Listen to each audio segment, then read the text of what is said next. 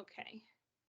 So I am recording in case anybody who is not available would like to watch this later. And then if you're here today, I will give you however long it takes, 45 minutes, an hour, however long of volunteer hours for the meeting. If you're watching the meeting later, make sure to go into Volunteer Connection and give yourself that time, or contact me and I can put it in for you. And I mentioned earlier, I'm hoping this later time is good for people. I'm kind of experimenting, trying to find a time of day that works best with attendance. I know this is a little late, but much earlier than this, and there's people still at blood drives, there's people still at work, so I'm just trying to find the best time here. All right, so the first thing we are going to talk about today is, we always do a little trivia to start, and then I go through some announcements, and then I always like just to go over growth and accomplishments over the last 3 months. I always do a little back to basics section during this meeting, which is really just reviewing some of the basics of the donor ambassador volunteer role, just to get us all on the same page. And then I always address some frequently asked questions that have come up recently. And then at the end, if you have any questions, you feel free to ask them then. If you have questions as we go along, like I said, feel free to put them in the chat or just come off mute if you're muted and speak up, but you can also hold them until the end and we'll have some time then. All righty. So our trivia question for today is, when did the American Red Cross begin its national blood program for the general public?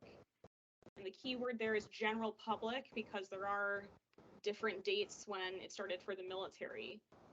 So the first option is A, 1948, B, 1926, C, 1881, or D, 1955. So you can type your guess in the chat if you have a guess, and I will give you a minute to do that.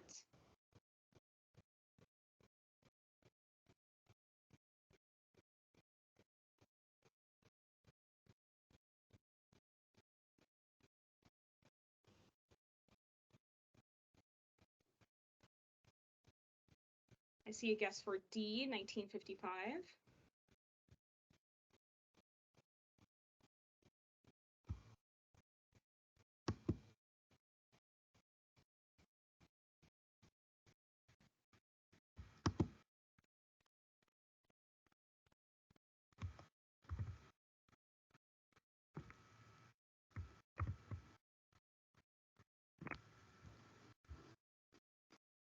And a guess for A, 1948. Okay.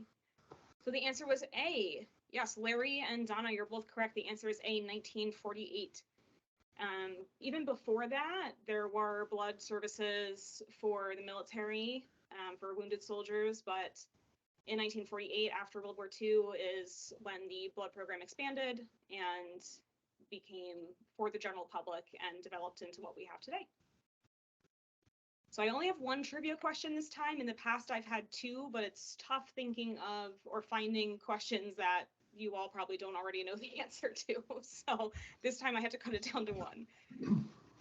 All right, so in terms of announcements, almost all of the announcements I'm going to go over are things that we've already had in emails and things like that, but I just wanted to describe them in a little bit more detail.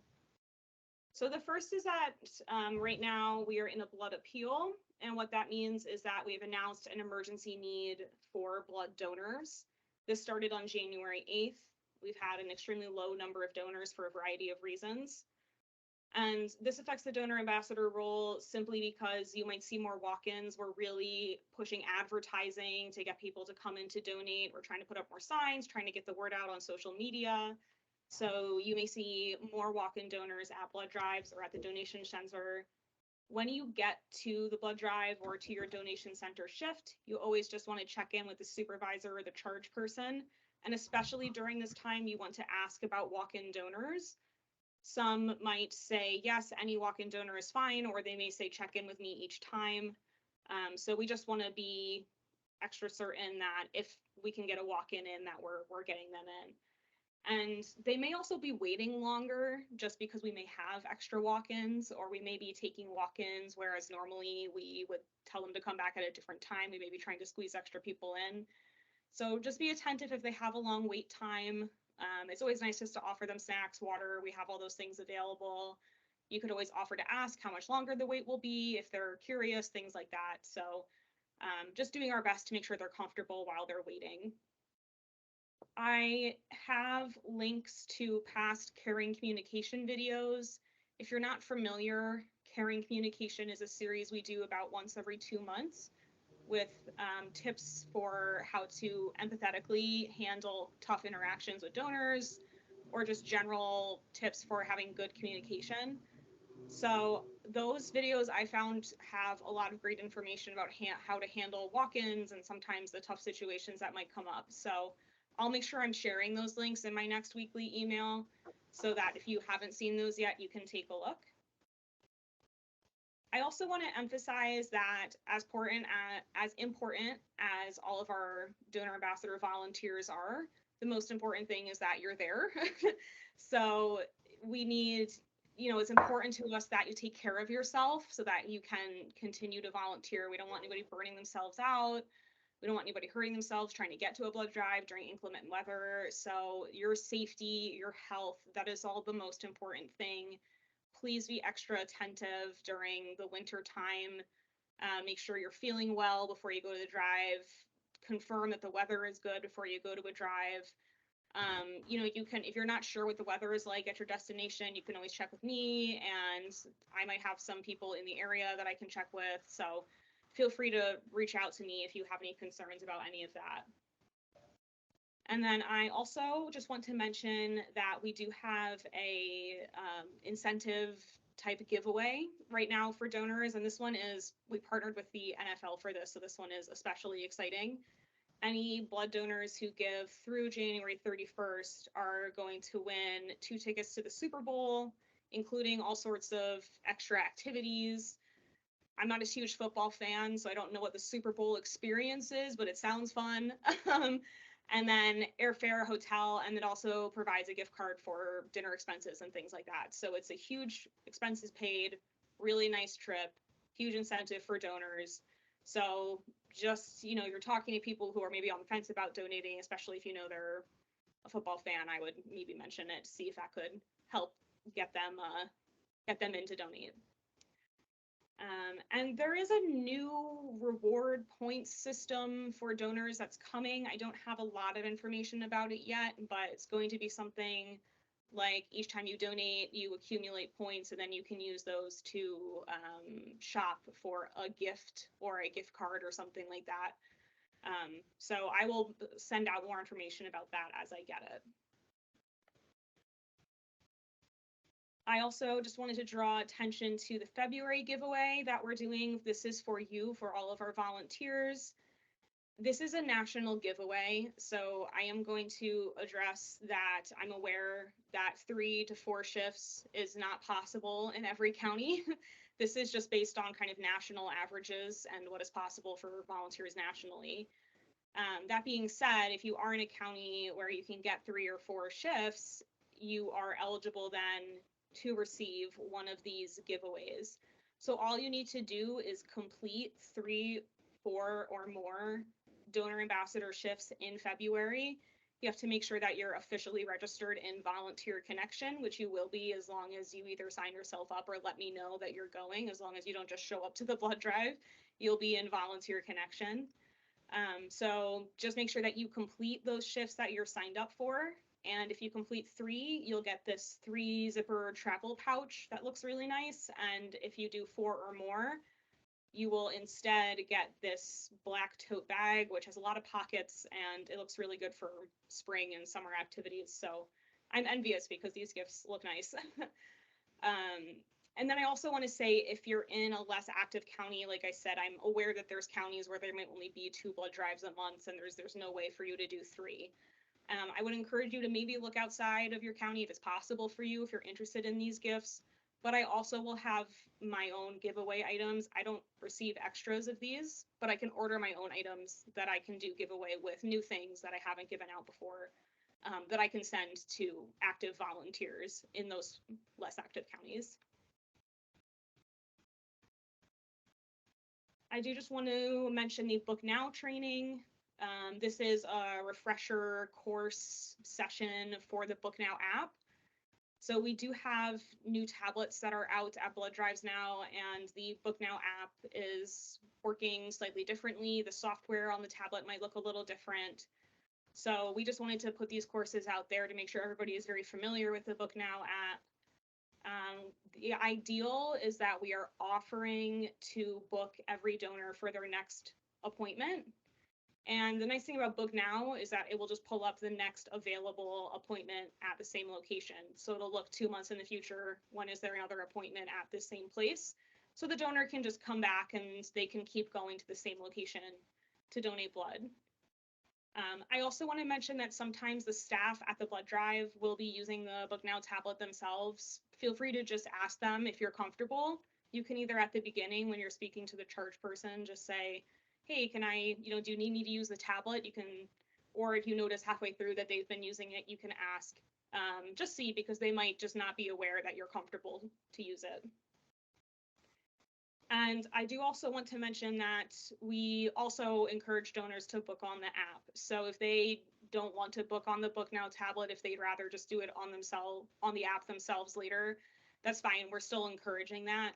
The Book Now tablet is a really good tool for people who don't have the app or aren't comfortable using it, to maybe save them a phone call that they'd have to make at a later time. If they can just do it all at the same blood drive, it's very convenient for them. So the final session of the Book Now training will be this Friday at 9:30 a.m. The link to access that is in the email that I sent on Monday. I can resend it. I'm going to send a few resources based on this meeting. I'll send a few resources out so I can include that, just in case you lost track of the Monday email. And then you can attend virtually the last session for the Book Now. Okay, so that was really all the announcements. And I want to talk about growth and accomplishments here. So I do want to welcome the 14 new donor ambassadors we've had that have joined the team between October and December. So looking at last quarter, there are 14 people who joined. And really, I've been happy to see people joining from all across the 12 counties in our territory.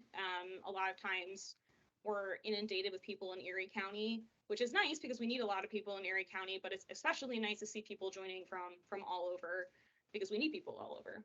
So that's really exciting, and I'm really happy to have new people on the team. I do want to address our current volunteer numbers a little bit. As a reminder, this is a picture of the territory of our the counties in our territory. We currently, as of today, have 188 active volunteers on our roster. That's a little bit of a drop from last quarter. And I think that's just due to people going south for the winter, students going back to school and no longer being available. So there's definitely a decrease there, but I'm happy to say that the number of hours of volunteer work that you all completed between October and December is almost the same as it was when we had 200 volunteers. So it was really nice for me to see kind of concretely here in numbers how people have really helped pick up things last minute as shifts open up last minute, or things that we've been trying to fill and just couldn't get filled.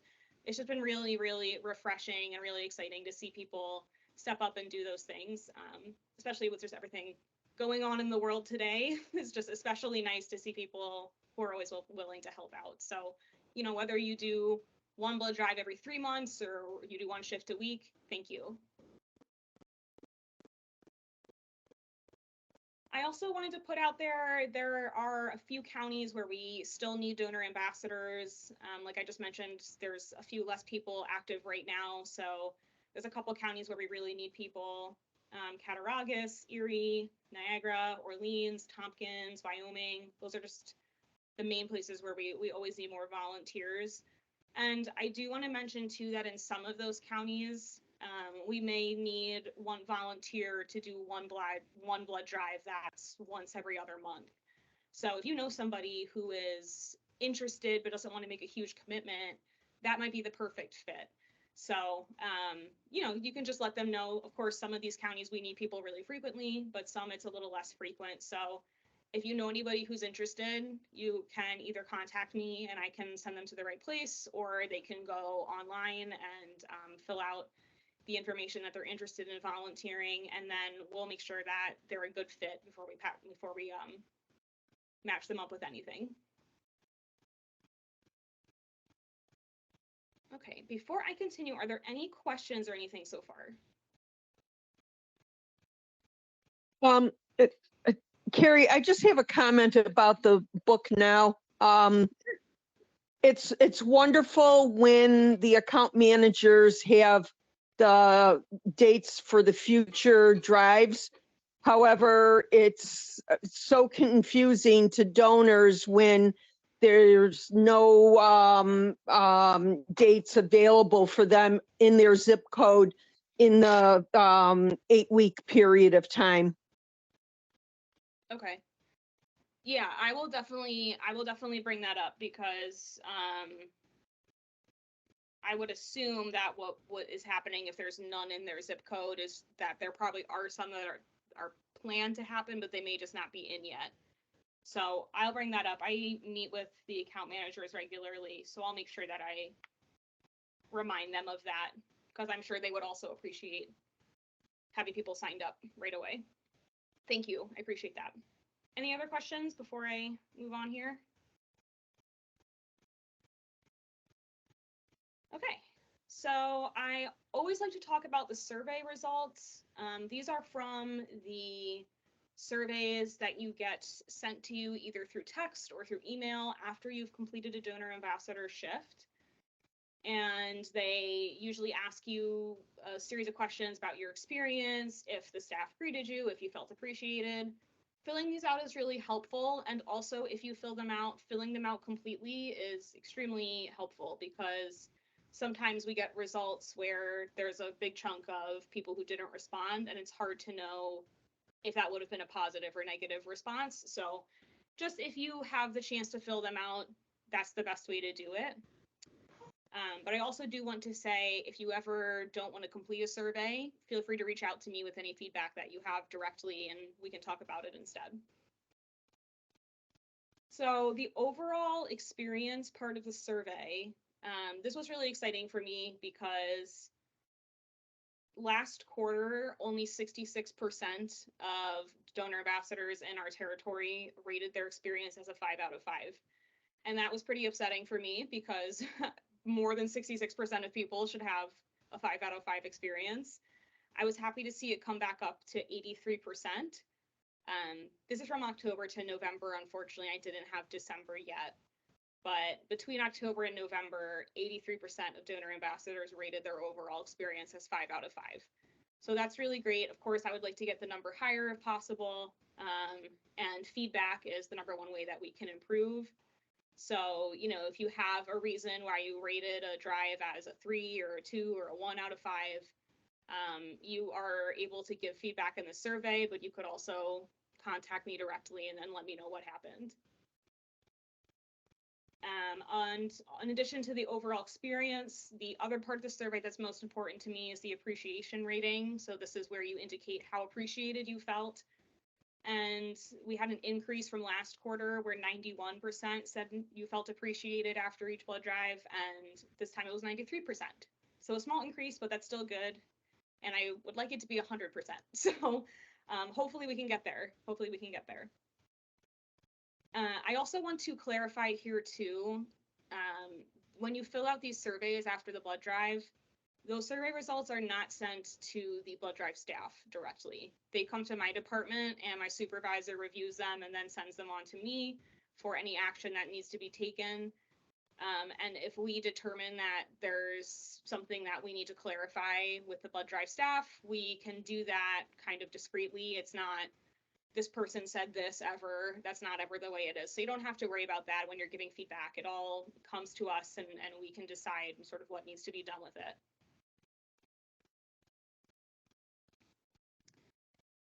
Okay, so in terms of the number of volunteer shifts that were filled, In October, 94% of the volunteer shifts at the donation center were filled, and 95% of mobile blood drives were filled. That's really exciting because those are really high numbers. And I'm just really happy to see that we were able to do that in October, and January is looking really good so far. So I'm hoping that January and into the spring is similar. And really, the reason that these percentages matter is really just because it improves the donor experience so much. So that's the reason really why I'm sharing these, is because I want to impress upon you how exciting it is to have 95% of blood drives that have a better donor experience. So November, the donation center was 88%, the blood drives were 89%, and in December, donation center 92%, and drives were 91%. And I want to highlight that during this period between October and December, all 12 counties had at least 1 month where they had 100% of their blood drives filled.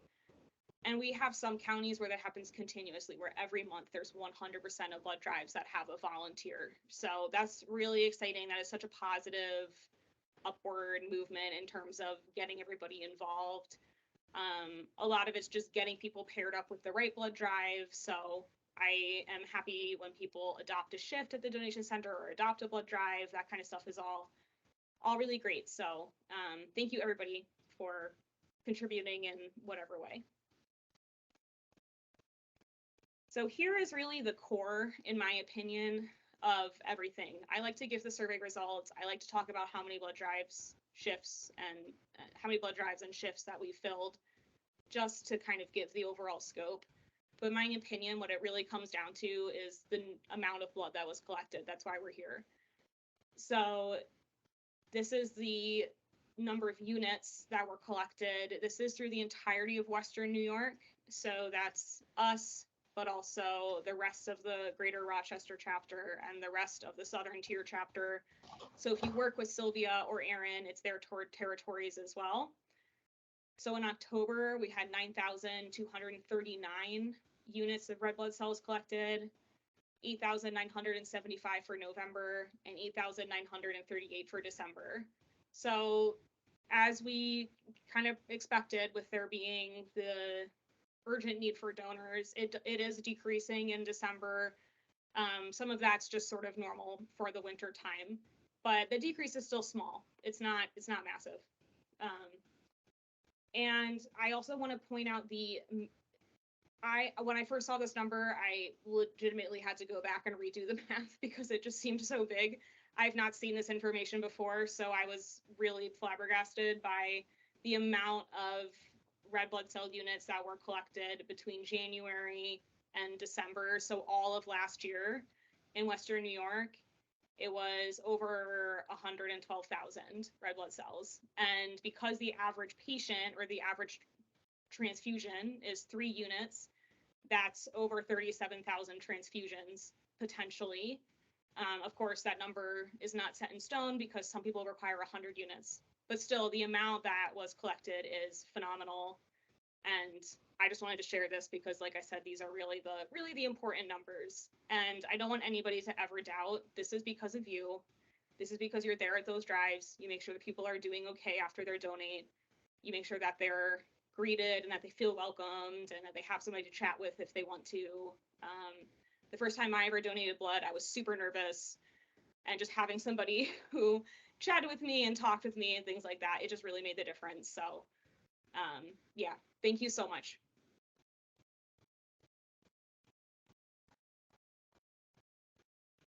All right, so I'm also going to talk about, like I said, just kind of reviewing some of the basics of the donor ambassador position. This will be quick because I'm sure most of you are familiar with this. But before I do that, are there any questions or comments?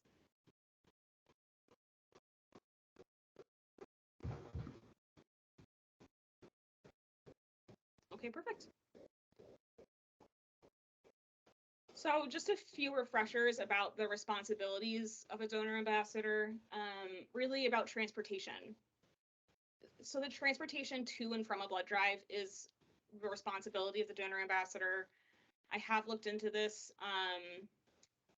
Unfortunately, we cannot provide transportation to or from a drive. So if you need assistance with transportation, that's unfortunately something that you would have to arrange yourself. But we also have lots of remote volunteering opportunities. So if you ever encounter a situation where you're suddenly not able to transport yourself to blood drives anymore, there is lots of other things that you can do. And I do also need to mention that the part of the responsibility of transportation to and from blood drives is parking. Sometimes we run blood drives in areas that have paid parking, like metered parking on the street or a parking garage. Unfortunately, in those cases, we cannot reimburse for the cost of parking. If we have a blood drive at a college or a business park that has private parking lots and you need to park in one of those lots, we usually can provide you a day pass so that you don't have to pay to park in that situation. But that's because we're partnering with the location, so we're able to provide that.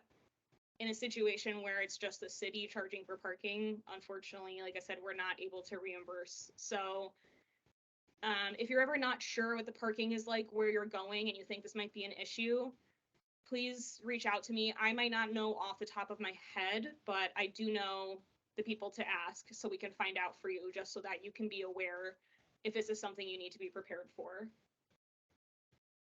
And the other thing I just wanted to review is communication, and the communication expectation that your contact information with me is kept current.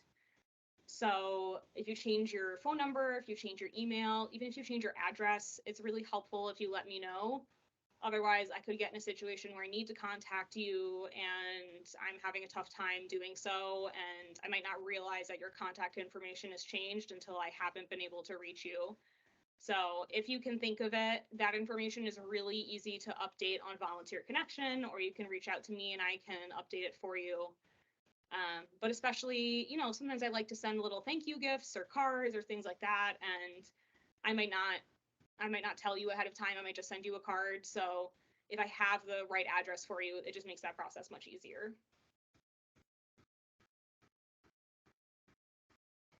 I also want to address the email reminders, because I know that it's a little odd.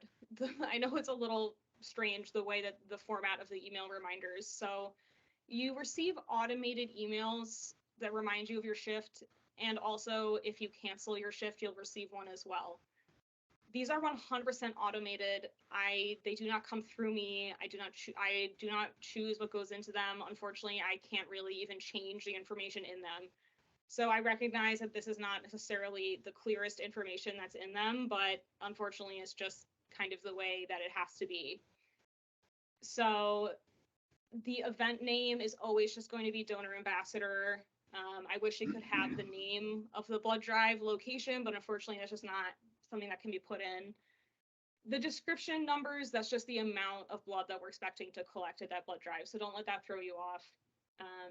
The most important thing to look at would be the date, because the address may not be familiar with you. If you're just thinking, oh, I'm going to the such and such VFW, you may not be thinking of the address, or maybe on a corner, and you may not know what street is actually on. So just look at the date. That's what I'll say. Just look at the date. And if anything about the email is not immediately familiar to you, if you don't remember signing up for a drive on that date, just let me know. Sometimes there's weird errors because, like I said, it's 100% through the computer, and sometimes weird things happen. So another thing I want to talk about a little bit, I know we've had some changes recently, just particularly with the printed schedules and the fact that they were gone and now they're back, and like the tablets are changing and we're asking people to use the tablets and people may not be used to using them. Just a general, not really related to anything in particular, but just a sort of general kind of food for thought about change and about changes in this volunteer role, because we do go through a lot of change. I get it. There's a lot of change in my position. So I understand if it feels like, every time you show up at a blood drive, if something feels different, or if there's new people, or if the setup is different, or if the location is changing. I know that can be confusing or it could be frustrating. Or maybe it's exciting. Maybe you're looking forward to the change. Maybe it's a good change for you. But I just want to remind everybody to please keep your mind open to changes, because it's just kind of part of the Red Cross. It's just part of the way that we operate in terms of blood services. We're always trying new things. There's just going to be a lot of flexibility required. So I appreciate it if you share your feedback, and if that's negative or positive, it doesn't matter. I just appreciate having it. So if there's changes that you're not sure about and you want to talk to me about them, I would rather hear from you than be in the dark. So just, I don't know, just sort of a general reminder. I don't mean to like get too serious or anything, but just sort of a general reminder to keep in mind as we go forward.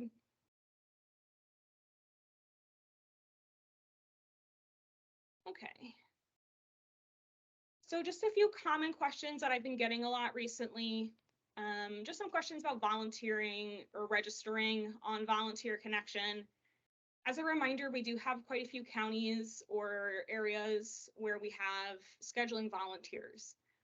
And if you're in one of these counties, it's best not to use Volunteer Connection because it's not always accurate. These schedulers all do most of their work on pen and paper, and we're updating Volunteer Connection kind of as we go, but it's not always up to date. So if you're in any of these counties, or some of them are just towns within other counties, make sure you reach out to the people listed, give them a call if you want to sign up for a blood drive, and they can give you a really clear image of what blood drives actually need a volunteer. And I just included my name and phone number as well in case anybody doesn't have it. I'm sure you all have it, but just in case. And as a reminder that you can always call me instead. Me and all these schedulers, we work as a team, and I also work as a team with Sylvia and Aaron. So if you're between, say you're on the border of Tompkins and Cortland County and you have questions, if you reach out to Aaron, he can have me reach out to you. So, you know, if you ever forget who exactly to contact, it's not a problem. Just reach out to whoever you can think of, and we'll put you in touch with the right person. Okay, so I have also had some questions about Volunteer Connection in general, and it seems like the blood drive calendar is a little hard to find. So I will say that once you know where to go to find it, it's very easy to use. I'm going to go through this very quickly because I know most people are already familiar with this. I just want to give a very quick demonstration, and I will also send out some resources afterwards for anybody who needs something more in depth. I'm just going to close this quickly and pull up my Volunteer Connection page. Okay. So from Volunteer Connection, to make sure you're going to the right place, you'll go up at the top to where it says My Shifts, down beneath Global, all the way down to Blood Drive Schedule. Your menu will probably look different. I have a lot of extra stuff in mind. Once you click Blood Drive Schedule, then you're in the right place. The only thing you don't want to do is go to My Shifts and View All. I know that's intuitive and it seems like the right place, but if you go to View All, you actually won't be able to see the right things. So you need to go down to Blood Drive Schedule, and then it'll pull up a list of all the upcoming blood drives. I have a lot of counties in my profile, so for me, this is really big. But say you're looking for just Genesee County, you're able to filter for just one county, and then you can see the upcoming blood drives. Anything in red is where a volunteer is needed, and you just click on it to register. So again, I know that was really fast, but just a kind of quick mini reminder on that, and then I'll have more resources that I'll send out. And this is also just some information about how to use the app. So if you would like to start using the app, but you don't use it yet, similarly, once you know where to go, it's very user friendly once you just get your bearings. So when you open up the app, you'll be able to go into shifts and then shift search, and that will bring up a list. The most important thing is that once you get to shift search, you have to click this funnel button that'll be up at the top, and then you can filter. So from there, you can filter to blood drive schedule, and then you'll be able to pull up all the blood drives coming up. And from there, it's the same as the website. You just click on it to register. And again, I have more in-depth resources about this that I can share for anybody who's looking for that. Something else I want to share too, this is something that I get some questions about, and this goes hand in hand with what I was saying about change, which is that sometimes people provide feedback to me about something and then they don't hear back from me and they're wondering what happened. And the first thing I want to say is that if you provide feedback to me about something, but it doesn't seem to have changed, never hesitate to just reach out to me and I will follow up on it again. You are the boots on the ground, you are the eyes and ears, you're part of the teams that interact with the donors the most. So a lot of times you have the best ideas for how things can be improved. And I receive a lot of feedback that are things that I need to pass on to other departments or I need to work with other departments on. At the Red Cross, we all have very specific positions. So a lot of us do one specific thing. So when we need to change something, we have to go to somebody else who does another very specific thing, etc. So in that process, sometimes there's miscommunication, sometimes things get dropped off. If you notice that something has not been fixed, reach out to me about it again, and I will re-ask whoever I need to. I'll follow up with whoever I need to figure out what happened. So never assume that it's just like something that we just ignored, because that's never the case.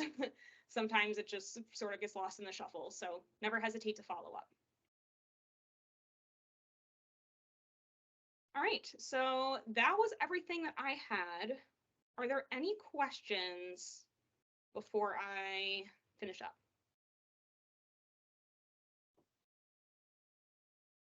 Hi, it's Roberta. And it's only one comment that I get consistently from the donors. Where are the Oreos? They said it's a wonderful selection of healthy granola bars and everything, but where are the Oreos? I know. I mean, I'd ask the same question. I can't blame them. I'll ask because I know that the food is like donated and things like that, but there has to be some room for ordering. I'll ask. I'll see if there's anything we can do about that, because I certainly empathize with that.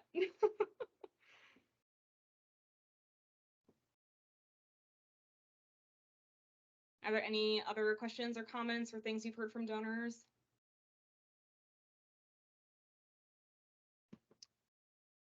If you're muted also, you can, up at the top, next to the leave button, there's a microphone. You can click on it and it will take you off mute. So if you're just looking for how to do that. Sorry, I should have said that earlier. I'm sorry.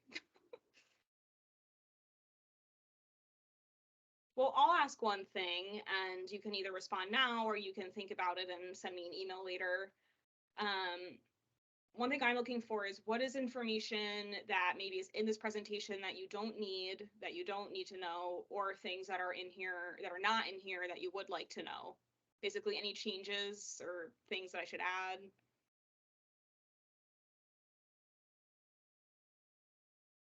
I like the fact that you showed how many the statistics of how we're doing overall and the units of blood and everything. I actually like that because it kind of makes me feel good that I'm a part of it, and you know, it's doing good. So I guess just the overall numbers, it's phenomenal. Good. Yeah, I'm happy. I had not been able to include those numbers on units before, so I was excited that I was able to include them this time, because I agree. I think it's really important and really shows the impact. So good. I'm glad you appreciated that. Okay. All right. Well, if anybody else thinks of anything, I mean, I'm always here. I'm here 40 hours a week just for you. So if anything ever comes up, don't ever hesitate to call me, text me, email me, anything. That's why I'm here. So thank you so much for coming. I really appreciate you being here tonight. Anybody who's watching the recording afterwards, thank you also. And everybody have a good night. Stay safe. I hope it's not too snowy where you are. If it is, take it slow if you're driving anywhere. Thank you. Thank you.